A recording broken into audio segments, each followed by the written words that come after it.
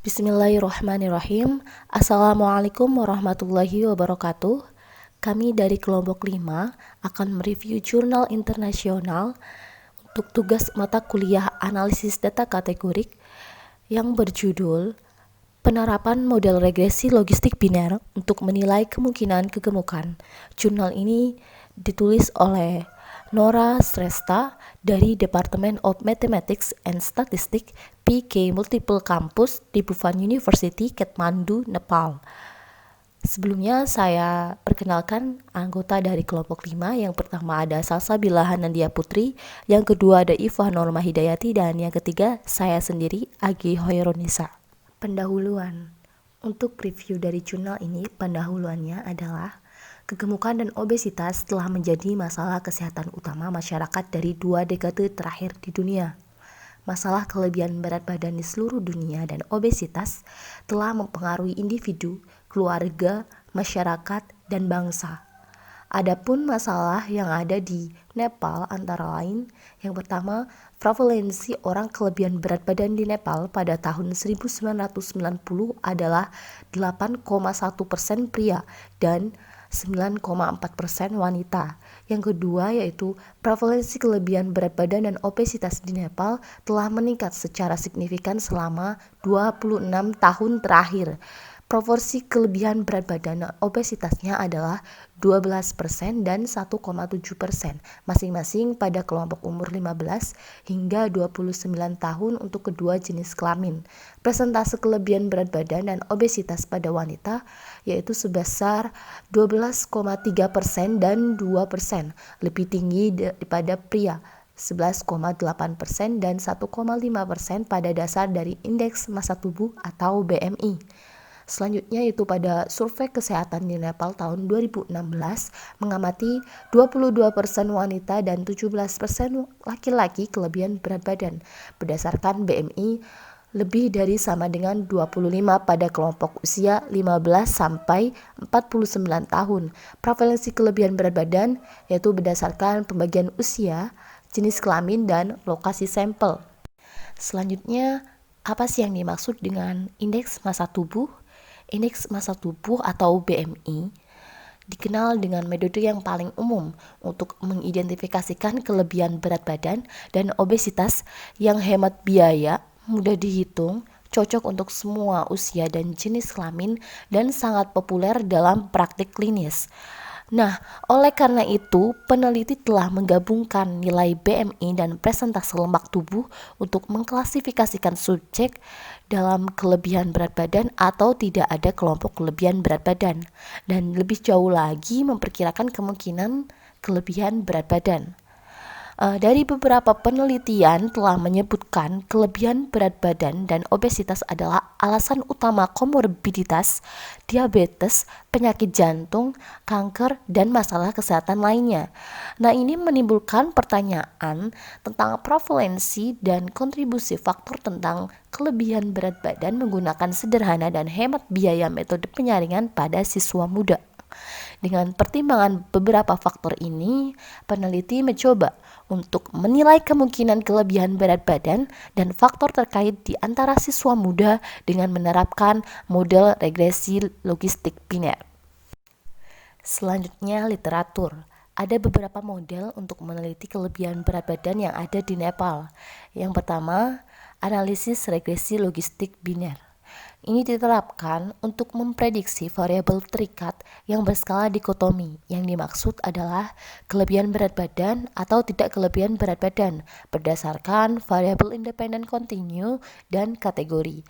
Alasan peneliti memilih model ini yaitu sangat fleksibel dan memberi interpretasi penting dalam studi kesehatan. Yang kedua ada koefisien korelasi Pearson. Ini digunakan untuk menentukan hubungan antara BMI dan BF% dengan kontinu variabel penjelas. Yang ketiga ada Pearson chi-square.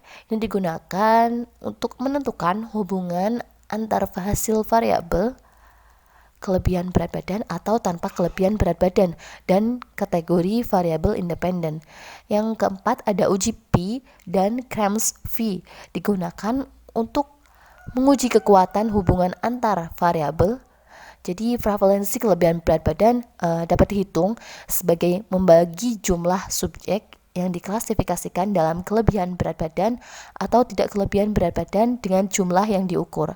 Dan yang model terakhir yaitu Box-Tidwell Test, digunakan untuk memeriksa linearitas dari variabel independent continue dan logi transformasi. Adapun model regresinya berganda diterapkan untuk menguji multikolinearitas dari variabel. Metodologi penelitian. Adapun tujuan penelitian untuk mengetahui, menentukan pengaruh jenis kelamin, indeks aktivitas fisik, dan pengukuran fisik pada kemungkinan bahwa subjek berada dalam kategori kelebihan berat badan. Pengambilan datanya dilakukan di Dayananda Anglo Vedic College, Bani Mandal, Nepal, dengan sampel terdiri dari 415 orang, diantaranya 170 laki-laki dan 245 perempuan yang telah diperoleh dengan menggunakan metode confidence sampling. Sampel diambil dengan kriteria persetujuan tertulis, tinggal di daerah perkotaan yang sama, tidak memiliki masalah kesehatan yang serius, belajar di tingkat sarjana, dan usia dari 18 sampai 23 tahun. Nah, penelitian ini menggunakan data cross-sectional studi dilakukan selama 3 bulan, yaitu dari bulan Juni hingga Agustus pada tahun 2018. Dengan peneliti memberikan kuesioner kepada responden yang berisi tinggi badan, berat badan, lingkar leher, lingkar pinggang, dan lingkar pinggul. Adapun variabel dependen penelitiannya yaitu indeks massa tubuh atau BMI dan lemak tubuh atau BF%. Nah, variabel independen penelitiannya yaitu lingkar leher, lingkar pinggang, dan lingkar pinggul. Dan analisis ini menggunakan IBM SPSS S23. Selanjutnya, pengukuran indeks massa tubuh dan lemak tubuh.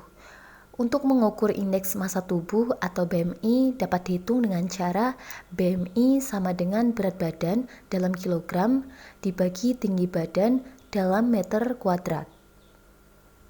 Sedangkan untuk mengukur lemak tubuh atau BF% dapat dihitung dengan cara BF% sama dengan min 44,988 ditambah 0,503 kali umur ditambah 10,689 kali jenis kelamin ditambah 3,172 kali BMI dikurangi 0,026 kali BMI kuadrat ditambah 0,181 dikali BMI dikali jenis kelamin dikurangi 0,02 kali BMI kali umur dikurangi 0,05 kali BMI kuadrat kali jenis kelamin ditambah 0,00021 kali BMI kuadrat dikali umur. Nah, di mana BMI sendiri indeks massa tubuh dan untuk laki-laki sama dengan 0 dan perempuan sama dengan 1 untuk jenis kelamin dan umur pada tahun. Penggolongan subjek. Seperti yang dikatakan bahwa penelitian ini dianggap sebagai variabel hasil dikotomis, yang dimaksud kelebihan berat badan atau tanpa kelebihan berat badan, untuk meningkatkan klasifikasi subjek dan lebih spesifik memperkirakan kemungkinan kelebihan berat badan, maka indeks massa tubuh atau BMI dan lemak tubuh atau BF% digabungkan. Untuk penggolongan penggabungan kedua variabel tersebut, yang pertama untuk perempuan yang memiliki BMI lebih dari sama dengan 25 kg per meter kuadrat dan lemak tubuh lebih dari 32% digolongkan ke dalam kelompok kelebihan berat badan. Sebaliknya, perempuan dengan BMI kurang dari 25 kg per meter kuadrat dan lemak tubuh kurang dari 32% digolongkan kelompok tidak kelebihan berat badan. Yang kedua untuk laki-laki yang memiliki BMI lebih dari sama dengan 25 kg per meter kuadrat dan lemak tubuh lebih dari 23% digolongkan ke dalam kelompok kelebihan berat badan. Sebaliknya, laki-laki dengan BMI kurang dari 25 kg per meter kuadrat dan lemak tubuh kurang dari sama dengan 23% digolongkan kelompok tidak kelebihan berat badan. Statistik. Dalam penelitian ini sudah dijelaskan bahwasanya ada beberapa variabel independen utama, yaitu jenis kelamin, pengukuran fisik, indeks aktivitas fisik, yang merupakan ekspresi dari model regresi logistik biner untuk I sama dengan 1, 2, hingga N yang didapatkan sebagai berikut.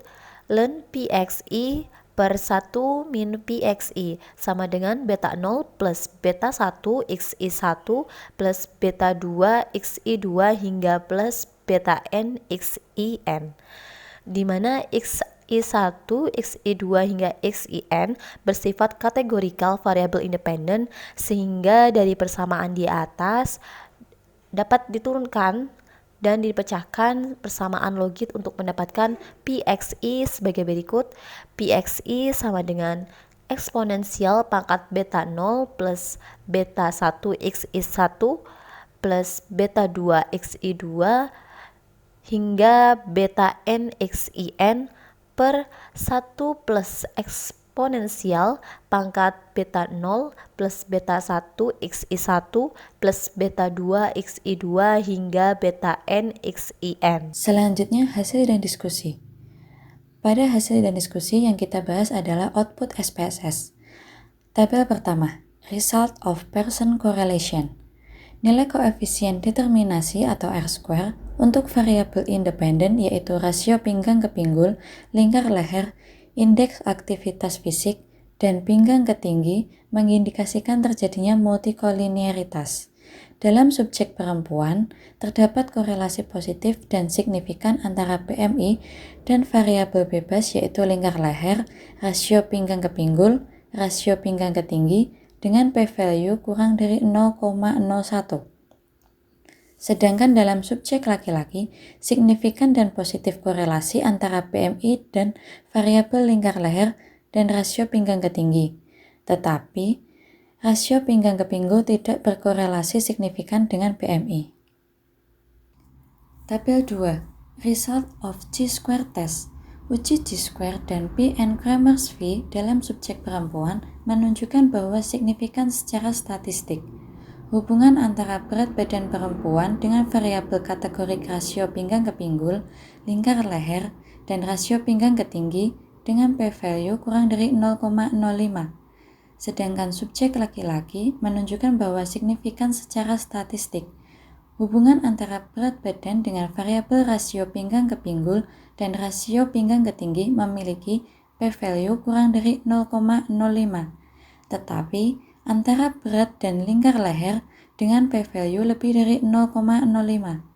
Dan juga hubungan antara status berat badan dengan gender signifikan secara statistik dengan p-value sama dengan 0,002. Tabel 3. Result of Multiple Regression Analysis. Output model regresi berganda digunakan untuk menguji multikolinearitas lebih lanjut di antara variabel independen. Dalam regresi berganda, multikolinearitas dapat diidentifikasi oleh dua kolinearitas faktor, tolerance dan VIF. Dalam tolerance, semua nilai variabel independen memiliki lebih dari 0,1 dalam output koefisien dan nilai VIF kurang dari 10, yang menunjukkan bahwa tidak ada kehadiran multikolinearitas dalam model. Tabel 4. Result of Box-Tidwell Test. Uji Box-Tidwell digunakan untuk menguji asumsi linearitas dari variabel kontinu. Sebelum menggunakan regresi logistik biner model, diasumsikan bahwa hubungan antara variabel independen kontinu dan logit atau log ODDS adalah linear. Asumsi dilakukan dengan memasukkan interaksi antara variabel independen kontinu dan log dalam model. Istilah interaksi lingkar leher dan indeks aktivitas fisik tidak signifikan. P-value sama dengan 0,481 dan p-value sama dengan 0,581. Berarti ada hubungan linier antara variabel bebas lingkar leher dan indeks aktivitas fisik dan logit. Tabel 5. Classification Table. Output Classification Table menyatakan jumlah peneliti yang ada sebanyak 415 kasus digunakan dalam analisis dan tidak ada kasus yang hilang. Ada dua keputusan, yaitu mayoritas 322 dibagi 415 yaitu 77,6% subjek tidak dalam kelompok kelebihan berat badan, diberi kode kosong. Dan 93 dibagi 415 yaitu 22,4% kasus dianggap sebagai kelebihan berat badan dengan kode 1. Tabel 6. Variable in the equation. Output ini menghasilkan model konstan yaitu ln ODDS sama dengan negatif 1,242 dengan ODDS yang diprediksi EXPB sama dengan EXP negatif 1,242 yaitu 0,289. Ini berarti peluang yang diprediksi dari kelebihan berat badan adalah 0,289. Karena 93 subjek kelebihan berat badan dan 322 subjek tidak kelebihan berat badan, peluang yang diamati adalah 93 dibagi 322, yaitu 0,289. Dalam output ini, variabel lain tidak dalam persamaan. Tabel 7. Omnibus Test of Model Coefficient. Output omnibus menunjukkan nilai Chi-square 188,863 pada derajat kebebasan atau df sebesar 4 dan nilai signifikan sebesar 0,000. Variabel tidak signifikan meningkatkan kemampuan untuk memprediksi status berat badan sehingga dapat disimpulkan menolak H0. Jadi, minimal ada satu parameter regresi logistik tidak sama dengan 0. Tabel 8 model summary. Model summary menyajikan variasi dalam variabel kategori. Hasil dijelaskan oleh variabel independen dengan Cox and Snell R2 dengan Nagel-Kerke R2. Nilai Cox and Snell R2 sama dengan 0,366 menunjukkan variasi 36,6% dalam bobot variabel hasil kategori status dijelaskan oleh para prediktor, tetapi sisanya 63,4% tidak dapat dijelaskan. Tabel 9, tabel Hosmer and Lemeshow test. Tes Hosmer-Lemeshow menguji hipotesis nol bahwa prediksi yang dibuat oleh model benar-benar sesuai dengan keanggotaan kelompok yang diamati. Chi-square statistik yang senilai 8,389 df sama dengan 8 dihitung dengan membandingkan frekuensi yang diamati dengan yang diharapkan di bawah linear model. Ini menunjukkan bahwa nilai Chi-square tidak signifikan dan menunjukkan model cocok dengan data. Dan selanjutnya ada klasifikasi tabel. Tabel tersebut menyajikan pengelompokan subjek sebagai kelebihan berat badan. Jika diproyeksikan probabilitas kejadian yang terjadi adalah lebih dari sama dengan 0,5, dalam tabel klasifikasi dapat diamati bahwa tingkat keberhasilan keseluruhan model meningkat dari 77,6% di blok 0 hingga 87,7% di blok 1. Akurasi presentase dalam klasifikasi adalah 87,7%. Nilai ini menunjukkan 87,7% kasus diklasifikasikan dengan benar sebagai tidak ada kelebihan berat badan dari variabel independen yang ditambahkan. Yang selanjutnya ada parameter estimatabel. Output parameter estimatabel menggambarkan pengaruh masing-masing variabel prediktor untuk model logistik dan signifikansi statistik dengan nilai sig kurang dari 0,05 dari uji Wald Chi-square yang diperoleh dengan mengkuadratkan rasio koefisien untuk kesalahan standarnya. Variabel independen yaitu pinggang ke pinggul rasio atau WHR, lingkar leher atau NC, indeks aktivitas fisik atau PAI, dan rasio pinggang ke tinggi atau WHTR. Wald statistik menguji kontribusi masing-masing variabel independen dalam konteks variabel lain dengan nilai signifikansi. Variabel kategori gender 1 yang signya itu senilai 0,015, WTCR cat signya senilai 0,000 dan NC yang mempunyai nilai sig sama dengan 0,001 serta PAI yang mempunyai nilai sig 0,000 telah ditambahkan ke dalam model regresi. Dari tabel-tabel tadi didapatkan model regresi ln ODDS sama dengan min 4,132 plus 0,958 plus 0,287 min 2,495 min 2,177. Dan persamaan prediksi ODDS adalah ODDS sama dengan E pangkat min 4,132 plus 0,958 plus 0,287 min 2,495 min 2,177.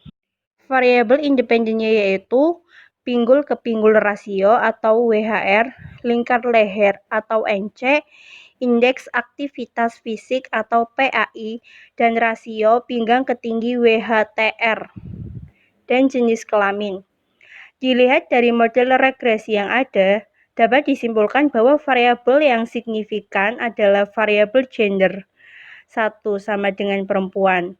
Lingkar leher, rasio, pinggang ke tinggi, WHTR, dan indeks fisik. Yang pertama, efek lingkar leher lebih kecil dengan 1 unit meningkatkan lingkar leher yang terkait dengan peluang dalam kelompok kelebihan berat badan meningkat multiplikasi 1,333. Rasio peluang untuk variabel pinggang ke tinggi menunjukkan bahwa kemungkinan kelompok kelebihan berat badan 12,19 kali lebih tinggi diklasifikasikan dalam kelompok kelebihan berat badan rasio pinggang ke tinggi. Yang kedua, rasio ODDS senilai 0,113 untuk indeks aktivitas fisik menunjukkan bahwa peningkatan nilai PAI ada 8,85 dari kemungkinan tidak akan jatuh pada kategori kelebihan berat badan. Yang ketiga, wanita 2,6 kali lebih banyak cenderung kelebihan berat badan dibandingkan laki-laki. Yang keempat, peluang kelebihan berat badan 0,384 kali lebih rendah pada pria dibanding dengan perempuan. Yang kelima, dengan mengonversi peluang menjadi probabilitas untuk perempuan, ODDS per 1 plus peluang sama dengan 2,6 per 3,6 sama dengan 0,722. Itu berarti model memperkirakan bahwa 72,2% wanita akan berada dalam kategori tidak kelebihan berat badan dan 27,8% dari mereka akan kelebihan berat badan. Yang terakhir, dikelompokkan kelebihan berat badan 14,7% dari subjek laki-laki diklasifikasikan dan 85,3% dikelompokkan menjadi tidak kelebihan berat badan. Dari data-data tadi yang sudah disampaikan, ada beberapa kesimpulan. Yang pertama, dari identifikasi hubungan variabel signifikan dengan kelebihan berat subjek. Regresi logistik biner analisis dilakukan untuk menentukan efek gender, lingkar leher, rasio pinggang ke tinggi, dan fisik indeks aktivitas pada kemungkinan yang dimiliki. Kegemukan berdasarkan statistik signifikan pada chi-square sama dengan 188,863 P kurang dari 0,0001 dengan DF4. Yang kedua, model menjelaskan 55,8% dari kelebihan berat badan dan diklasifikasikan dengan benar 87,7% dari kasus. Yang ketiga, rasio ODDS untuk jenis kelamin menunjukkan bahwa subjek perempuan 2,6 kali lebih cenderung kelebihan berat badan dibandingkan laki-laki. Yang keempat, peningkatan nilai lingkar leher dikaitkan dengan peningkatan kelebihan berat badan. Tetapi peningkatan indeks aktivitas fisik dikaitkan dengan pengurangan kemungkinan jatuh ke kelompok kelebihan berat badan. Yang kelima, oleh karena itu, kelebihan berat badan untuk kedua subjek adalah 22,4%. Kelebihan berat badan lebih tinggi pada wanita sebesar 27,8% dibandingkan pada subjek laki-laki yang sebesar 14,7%. Maka sangat penting bagi setiap individu untuk fokus pada asupan makanan, pola aktivitas fisik, gaya hidup, dan juga fisik mereka. Pengukuran kesadaran tentang pentingnya aktivitas fisik dan pengukuran lingkar leher dan rasio pinggang ke tinggi untuk menjalani kehidupan yang sehat seharusnya dikomunikasikan sejak dini. Sekian review jurnal dari kelompok 5. Apabila banyak kesalahan ataupun kekurangan, kami mohon maaf yang sebesar-besarnya. Terima kasih. Wassalamualaikum warahmatullahi wabarakatuh.